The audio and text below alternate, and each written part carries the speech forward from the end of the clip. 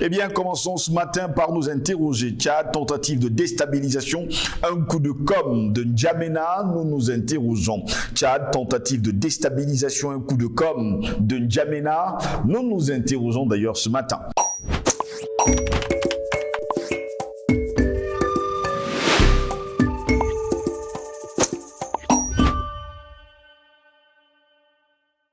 Le tort commun des malheureux est de ne jamais vouloir croire à ce qui leur est favorable. Sur ce, mesdames, messieurs, bonjour. Très heureux de vous retrouver sur Panafricaniste TV, la chaîne de télévision des panafricanistes. C'est votre chaîne de télévision qui vous apporte le meilleur de l'information sur un plateau d'or.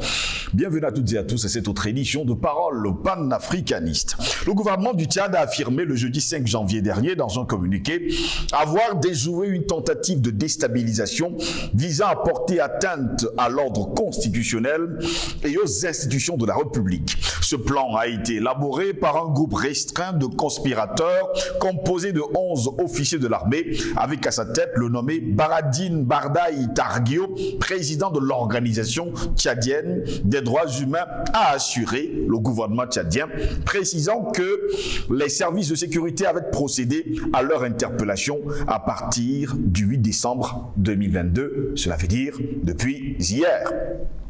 Selon Aziz Mohamed Saleh, ministre de la Communication et porte-parole du gouvernement, une information judiciaire a été ouverte contre ces personnes pour atteinte à l'ordre constitutionnel, association de malfaiteurs, détention illégale d'armes à feu et complicité. Le juge d'instruction en charge à procéder à leur inculpation en les plaçant sous mandat de dépôt souligne encore ce communiqué de ses services. La procédure judiciaire suit son cours et le gouvernement entend faire toute la lumière sur cette affaire et situer les responsabilités, conclut d'ailleurs le ministre de la Communication. Il faut rappeler, mesdames, messieurs, qu'en février 2021, Baradine Bardaï Targuio avait été condamné à 3 ans de prison pour atteinte à l'ordre constitutionnel pour avoir écrit que le président d'alors, Idriss Déby Itno, mort en avril 2021 et père de l'actuel président Mahamat Idriss Déby Itno, était gravement malade et hospitalisé.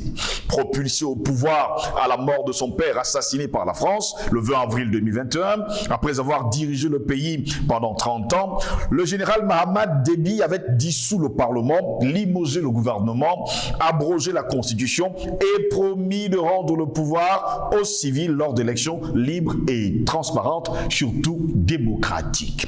Seulement le 1er octobre 2022, le nouvel homme fort du Tchad a prolongé de 2 ans maximum sa période de transition vers des élections en se maintenant à la tête du pays. Mahamat Déby, qui a même été autorisé à briguer la présidence avec la bénédiction de la mère patrie, la France, qui lui a préparé un matelas confortable pour continuer à faire sa sale besogne au Tchad. Apparemment, pour la junte française, Mahamat Déby n'est pas le chef d'une junte au Tchad, mais Assimi Goïta l'est du côté du Mali. Drôle d'ami, oui, vous avez dit ami, eh bien je vous dirais, la France est une drôle d'ami et surtout de drôle de diplomate. Nous nous interrogeons donc, Tchad, tentative de déstabilisation, un coup de com' de N'Djamena, c'est notre interrogation, ce lundi 9 janvier de l'an de grâce 2023. Pour répondre à nos questions, nous sommes avec Jonathan Batengene. Il est enseignant à l'université de Douala, il est sociologue, il est notre invité ce matin. Jonathan Batengene, bonjour, bienvenue à vous. Bonjour mon frère Ngos, bonjour aux milliards de téléspectateurs qui nous regardent et qui rendent ce combat concret. Nous voyons les murailles qui se déplacent grâce à leur engagement. Nous leur disons merci, mais surtout beaucoup de courage et restons concentrés sur l'objectif. On ne s'est pas vu depuis là, mais on va vous souhaiter justement une très bonne année 2023 qui a démarré en trombe. Nous sommes déjà le 9 et qu'elle vous apporte tout le meilleur du monde et qu'elle soit la meilleure possible que les précédentes. Merci mon frère Ngos. Je vous retourne les vœux. Jonathan Batengene, le 5 janvier dernier, du côté de N'Djamena au Tchad, eh bien, on nous a pondu un communiqué comme quoi il y aurait 11 individus qui auraient voulu déstabiliser, on va le dire, l'État. 11 officiers, nous dit-on, justement supérieurs, qui auraient voulu prendre le pouvoir. Je vous pose donc la question ce matin, est-ce un coup de com' de la part de Mahamat Idriss Déby qui a besoin de se maintenir au pouvoir? Non, c'est pas un coup de com', c'est pas un coup de com'. C'est un signal de la complexité aussi de la situation tchadienne. Les Tchadiens font face à une situation historique qui embrouillerait le citoyen africain le plus normal.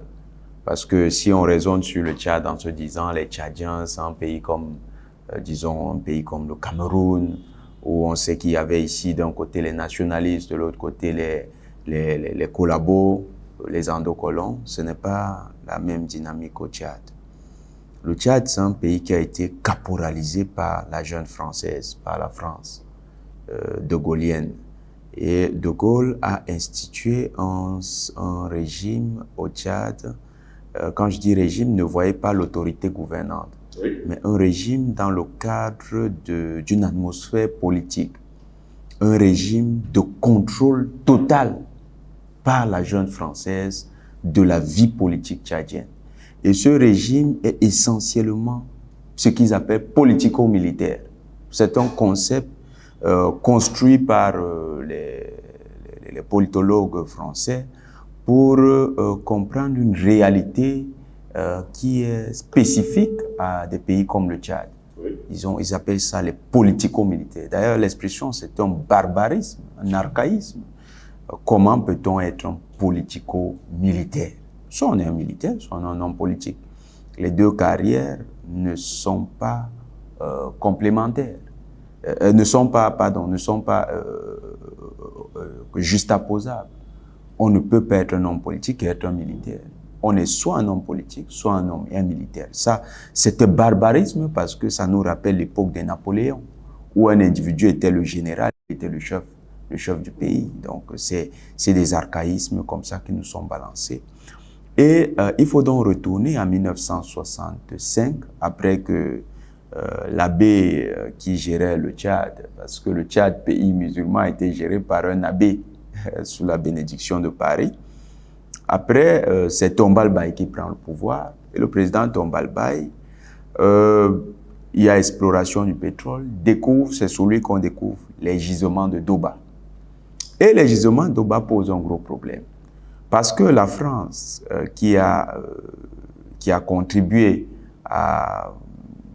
qui pendant longtemps a géré une bonne partie de l'administration sans partage, voit Tombal Baye proposer un partage des ressources avec les États-Unis.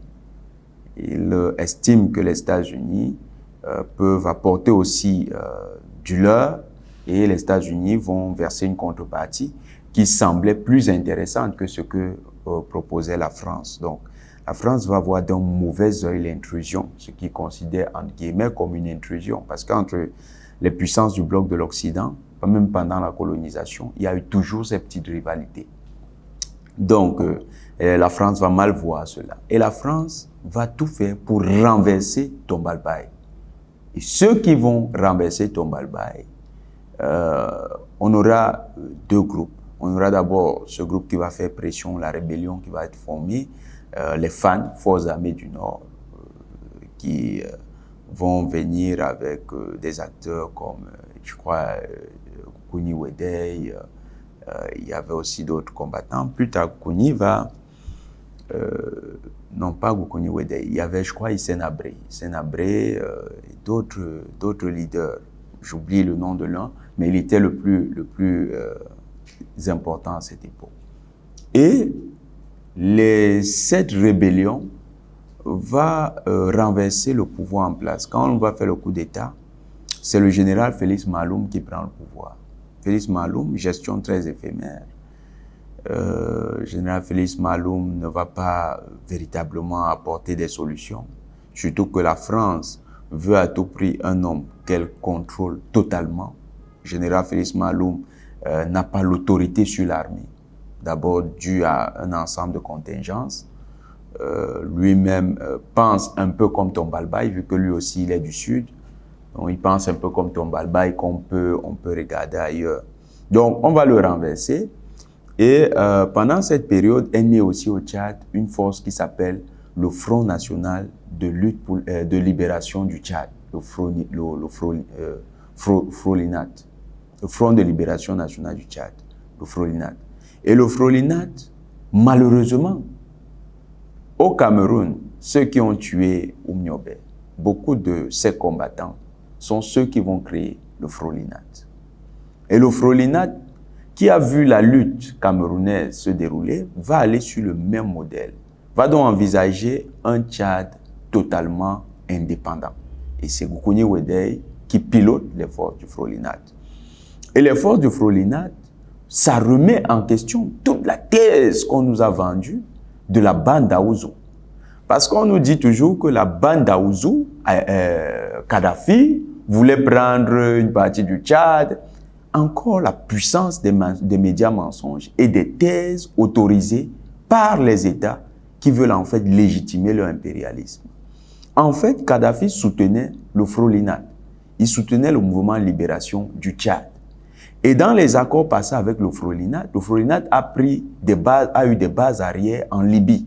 Et pour s'armer, ils avaient atteint un niveau d'entente sur la gestion d'un ensemble de ressources parce que le Frolinat n'avait pas l'argent. Et le Frolinat donc proposait des échanges avec la Libye et l'exploitation commune d'un certain nombre de ressources dans la zone d'Aouzou, dont le Tibesti et toute la zone du nord, et une bonne partie du nord. Donc les prétentions de Kadhafi n'étaient pas des prétentions impérialistes. C'était le fruit d'un deal. Alors, Goukouni arrive au pouvoir à la suite des accords de Kano, Kano 1, Kano 2. Il arrive au pouvoir unanimement désigné par l'ensemble des participants. Parce que les Tchadiens, on ne le savait pas, mais c'est en exhumant les faits politiques qu'on s'en rend compte. Les Tchadiens ont eu cette conscience nationale. Elle était embryonnée. Elle s'est même développée avec Goukouni Weddey. Donc tous se sont dit, Goukouni est le meilleur acteur qui peut tenir tête. Surtout que Goukouni était très, très instruit. Oui. Donc Goukouni va prendre la tête du Tchad. Et ça ne va pas durer 3 ans. C'est 2 ans. Parce que la France, pendant cette période, c'était la pagaille en France. Mitterrand n'avait que ce nom, le Tchad. Il faut régler le problème tchadien. Et c'est comme ça qu'ils vont monter Hissène Habré pour renverser Goukouni, un président qui a été désigné à la suite d'accords de manière, entre guillemets, non pas entre guillemets, selon leur version, démocratique. On va le déposer et 82, Hissène Habré vient au pouvoir à la suite d'un coup d'État. Hissène Habré a doublé par Paris. Vous regardez le Jeune Afrique, publié à cet effet, c'est toute une tribune qui est accordée à cet homme salutaire qui arrive à la tête du Tchad. Alors Hissène Habré, lui, il va donc faire face parce qu'on nous dit toujours que les Français ont aidé le Tchad à vaincre. Non, les Français n'arrivaient pas à vaincre l'armée libyenne. Alors, face à cette impasse, Hissène Habré va donc demander le soutien des États-Unis. Et vous vous souvenez que la période, il y avait déjà l'attentat, qui a eu lieu contre les Israéliens, qu'on a imputé à Kadhafi. Donc, la contradiction États-Unis-Libye. Les États-Unis ont sauté sur l'opportunité, donné le matériel militaire à Hissène Habré et lui ont donné les missiles qui ont permis d'abattre les chasseurs libyens, donc de renverser la vapeur. C'est l'armée tchadienne elle-même qui a inversé la vapeur. Contrairement à tout ce qu'on nous racontait dans les médias mensonges du Quai d'Orsay, la France n'a pas véritablement réussi à mettre en déroute l'armée libyenne. La France a essayé de se battre contre l'armée libyenne. L'armée libyenne était extrêmement forte, et c'est les Tchadiens, avec le soutien des États-Unis, qui vont faire le sale boulot. D'ailleurs, pendant cette guerre en 87, un homme sera arrêté, qui aujourd'hui fait la loi en Libye, le fameux maréchal Haftar, il sera arrêté au Tchad. Et les États-Unis, contrairement à ce qui arrive aux prisonniers politiques, au lieu qu'Haftar puisse sa peine, Haftar va utiliser le territoire du Tchad comme base arrière pour déstabiliser la Libye. Donc le Haftar qu'on voit là, c'est pas aujourd'hui. Les États-Unis l'utilisent depuis. Aujourd'hui, il a le soutien des Turcs. C'est les États-Unis toujours qui le soutiennent. C'est un deal entre les deux pays. Donc, sur le Tchad, les États-Unis vont donc avoir une nouvelle approche. ils vont essayer de doubler les Français parce qu'avec Hissène Habré, leur soutien militaire a été important et Hissène Habré va donc faire des États-Unis le partenaire idéal pour son développement. Et c'est ainsi que Hissène Habré va échapper à un coup d'État qui a été fomenté par les services secrets de la DGS française et en complicité avec le patron des services secrets tchadiens, le maréchal Idriss Déby Itno. Plus tard, il deviendra maréchal. Bon, à l'époque, il était juste le patron des services secrets, il n'était pas général. Donc, le général Idriss Déby Itno va bénéficier de l'appui français pour renverser cette tendance. Donc, premier coup d'État, c'est l'ambassadeur des États-Unis qui sauve Hissène Habré. Deuxième coup d'État, deuxième tentative, ça va réussir et c'est ce qui va donner le coup d'État. Parce que jusque-là, Hissène Habré est devenu un rebelle, il ne veut plus écouter la France ni les États-Unis. Il ne veut plus écouter la France. Il est maintenant le toutou des États-Unis. Donc les Français disent, dans notre précaré, ça n'existe pas. Et il y avait un deal entre les deux pays. Si la France soutenait les États-Unis en Irak, les États-Unis étaient prêts à leur laisser le Tchad. Mais comme la France faisait du business avec l'Irak et Elf était hyper lucratif et trouvait ce business hyper lucratif, la France n'a pas trouvé d'intérêt pour soutenir les États-Unis dans la première guerre d'Irak. Et donc, c'est comme ça que les États-Unis vont faire pression. Et quand la France va plier, le coup d'État va donc aboutir parce que la France va être dans la coalition de l'OTAN qui va bombarder l'Irak à la première guerre de l'Irak. Les Africains doivent avoir cette lecture. Parfois, des deals se font ailleurs pour des pays africains. C'est ce qui s'est passé avec le Tchad. Le coup d'État d'Idriss Déby réussit essentiellement parce que les États-Unis, la France accepte de soutenir les États-Unis en Irak. Donc, le deal aboutit, on renverse Hissène Habré. Ce n'est pas une affaire de démocratie, hein. Ce n'est pas parce que Hissène Habré était le pire des criminels. Parce que le patron des services de renseignement, c'est lui qui pilotait toutes les opérations d'élimination politique. Alors, comment le patron des services de renseignement peut être innocent quand on dit que c'est le président qui est coupable? C'est un peu absurde. Mais c'est le patron des services de renseignement qui a le pouvoir. Et Idriss Déby est venu avec le soutien des Français et des Soudanais. Il a pris le pouvoir et vous avez vu, jusqu'aux années 2000 où il était le tout bon obéissant fils de la France, il n'avait pas de problème. Les rébellions étaient systématiquement matées par l'armée française, c'est-à-dire ils envoyaient des hélicoptères. D'ailleurs, quand vous entendez rébellion, il y a des parties au nord où les rébellions ont les chameaux. Les gens qui ont des hélicoptères, vous voyez que ça devient un peu plus facile. Ils n'ont pas besoin d'être des spécialistes de la guerre. Ils utilisent juste du matériel à leur portée qui technologiquement est plus avancé. Donc, voilà un élément, une grille de lecture très importante. Pourquoi? Parce que cette histoire montre la volonté pour la France d'avoir le Tchad comme un territoire à piller en exclusivité. Maintenant, aujourd'hui, au Tchad, il y a les mêmes dispositifs. Le même système. Tout à fait. Vous avez Success Masra. C'est les États-Unis, le State Department. Le fameux Targuero. C'est Targuero? Oui, allons-y, avec ce nom-là. Oui, excusez si on prononce mal son nom. Nous nous excusons.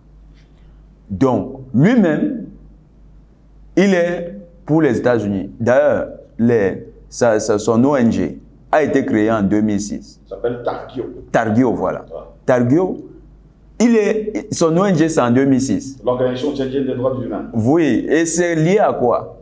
C'est lié à World Organization Against Torture, le réseau des organisations contre la torture, qui sont financées par la Fondation Ford.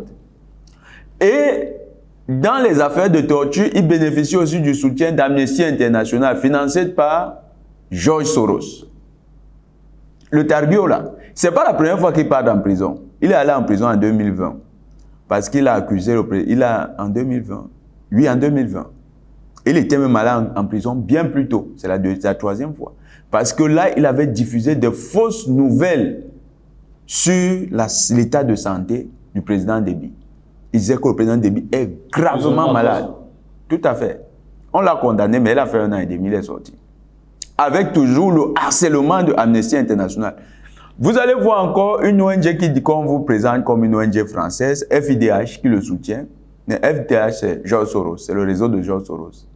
Et leur avocat, c'est le fameux Bourdon, William Bourdon, avocat de quelqu'un ici, un grand homme politique camerounais, qui était en prison et Bourdon est venu le faire sortir. Bon, vous comprenez de qui on parle. Donc, c'est George Soros et la Fondation Ford qui tiennent ces hommes-là.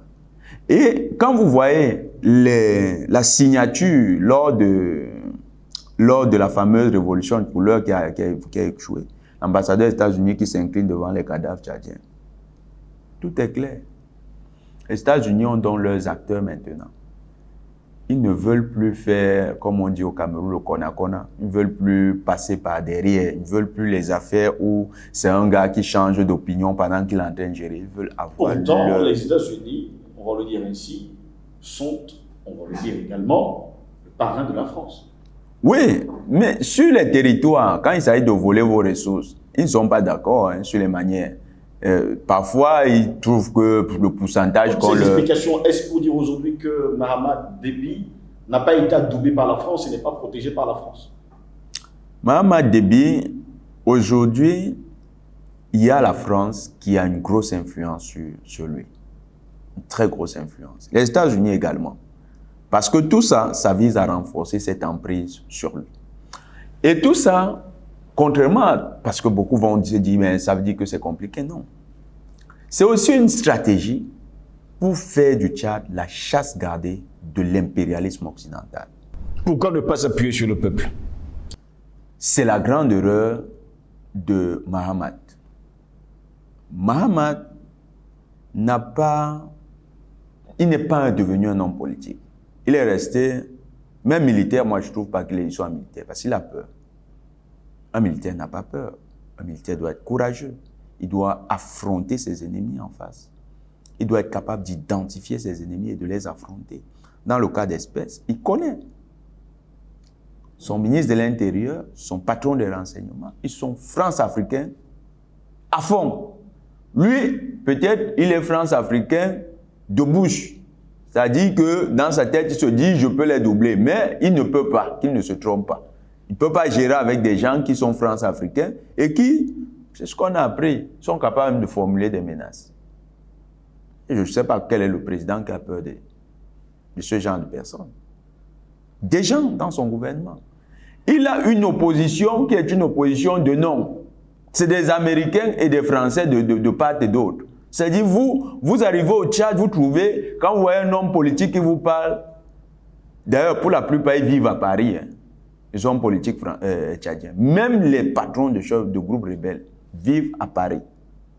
Le type là, Madi, patron du FACT, président du FACT, il est à Paris. Et il est militant du Parti socialiste français. Il crée les rébellions en Afrique. Ils ne l'ont pas exclu de leur organisation. C'est-à-dire que le Parti socialiste français, c'est un parti qui sponsorise le terrorisme.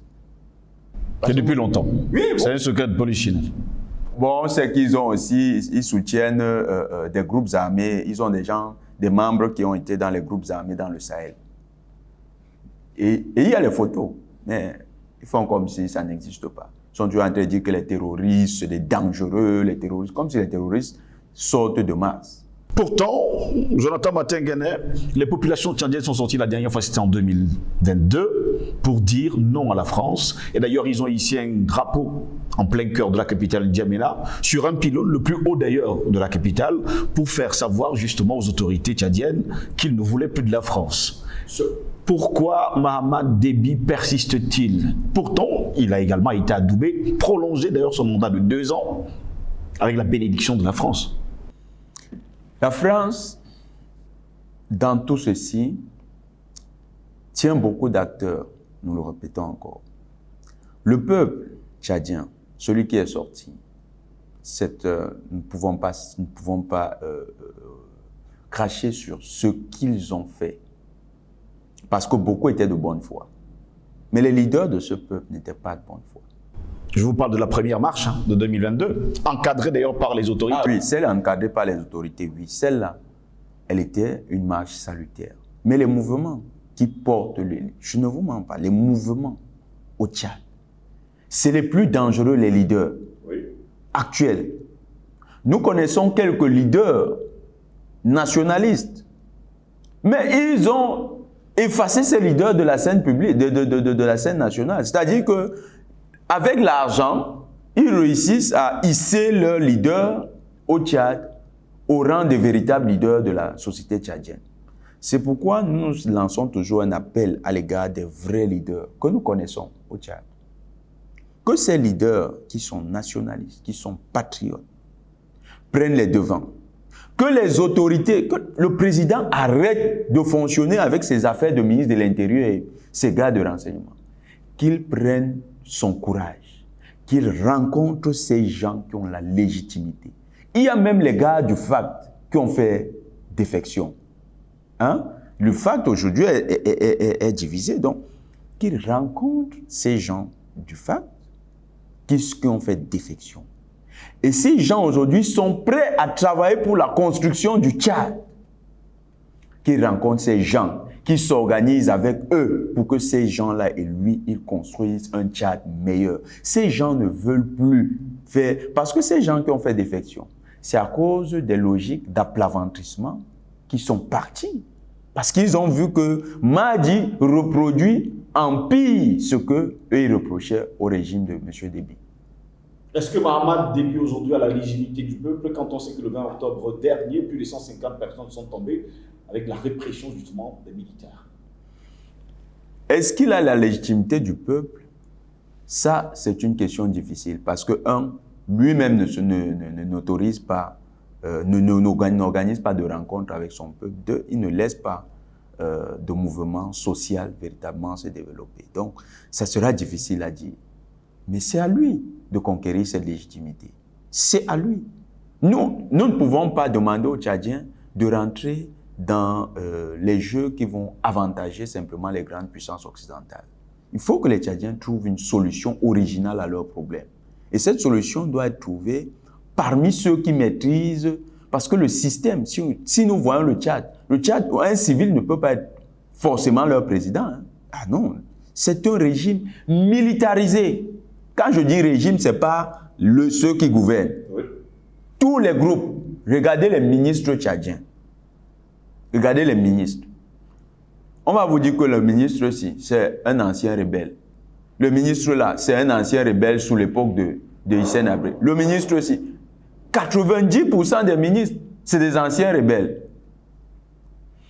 Par les hommes politiques, même quand on vous dit que voilà un homme politique qui est dans l'opposition, on vous dit qu'avant il était dans la rébellion, il était capitaine de la rébellion de tel. C'est un régime militarisé. Demandez aux civils de courir des risques pour simplement le bonheur de la révolution, ce n'est pas bien. On ne peut pas le faire. Mais il faut que des militaires, des personnes qui ont l'expérience des armes, que ces personnes prennent leurs responsabilités. Pour terminer et sortir rapidement en quelques secondes, est-ce pour dire aujourd'hui que les populations doivent se taire et ne rien faire du tout? Non. Les populations, par contre, doivent continuer leur action. Par exemple, dans les réseaux sociaux, ils doivent se montrer de plus en plus, de plus en plus éveillés. Sur le plan des organisations, parce que le Tchad, c'est les associations aussi. Ils ont beaucoup d'associations. Ils doivent se regrouper pour dégager des leaders légitimes, des leaders qui ne sont pas compromis. Ils doivent dénoncer tous ces leaders qui sont compromis, la plateforme Wakitama, qui est financée par l'Open Society. Ils doivent dénoncer ce genre d'organisation. Ils doivent dénoncer des organisations comme les transformateurs, comme ceux qui avaient démissionné dans les transformateurs. Ils doivent dénoncer ces acteurs qui sont corrompus, entretenus par les puissances étrangères et s'organiser. La moralisation de la vie politique tchadienne se fera avec l'engagement de tous les Tchadiens. Pas seulement en regardant le pouvoir, parce que s'ils regardent simplement le pouvoir, ça va devenir un combat de rivalité. Et c'est ce que les puissances occidentales veulent faire. Elles veulent que ça reste des rivalités entre les puissances occidentales. Nous devons voir des leaders légitimes, porter la voix de l'Afrique, porter la voix du peuple tchadien et défendre vraiment l'indépendance du Tchad. se baser sur les idéaux et sur les textes d'organisations comme le Froulinat qui ont existé au Tchad. Ces organisations avaient certainement un corpus idéologique bien élaboré. C'est là-dessus que le Tchad doit se rebâtir. Et des militaires qui sont actuellement au pouvoir, ça peut être le pouvoir en place, ça peut être le général Mahamat, lui-même peut décider d'aller vers cette base-là et travailler pour que tout ceci se réalise. Ça peut être un autre militaire. Parce que vous savez une chose, nous pensons que l'alternance, tant qu'elle se fait sur des bases patriotiques, pour nous, elle est légitime. L'alternance peut avoir plusieurs canons. Les canons de l'élection, les canons de la révolution. C'est des canons possibles. Donc, au Tchad, si des militaires sur des bases patriotiques décident de créer un pouvoir comme on voit au Mali, nous serons de tout cœur avec eux. Si le pouvoir en place prend conscience et décide lui aussi d'aller sur les bases que nous voyons au Mali et en Centrafrique, eh bien, nous serons également là les premiers à le soutenir. Merci à vous, Jonathan Watengene, d'avoir été là ce matin. Merci, c'est moi qui vous remercie, mon frère. Comme le déclare Oïfo Sénèque, le tort commun des malheureux est de ne jamais vouloir croire à ce qui leur est favorable. Et c'est sur ce que nous allons mettre la clé sur le passant pour cette autre édition de Parole panafricaniste. Passez une agréable journée.